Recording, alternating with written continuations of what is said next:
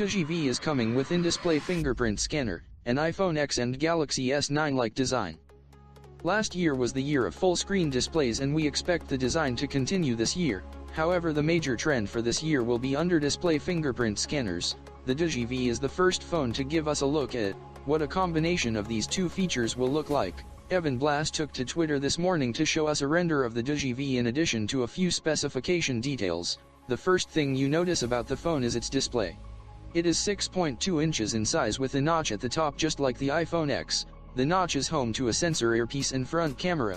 Beneath the display is a bezel which is quite small like one should expect on a phone with a full-screen display. Moving to the rear, it is not hard to notice that the Doogee V shares a close resemblance to another phone, though one that has not yet been released. That phone is the Samsung Galaxy S9 Plus. The curved sides of the phone and the corners give off a strong Samsung vibe.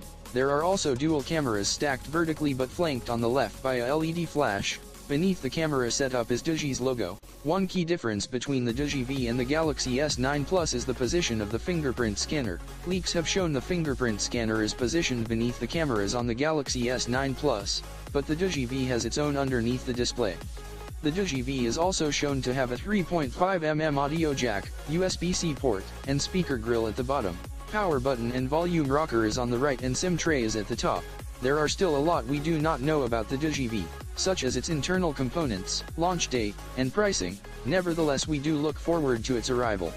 Don't forget to subscribe our channel for more updates in future, and also like and share this video.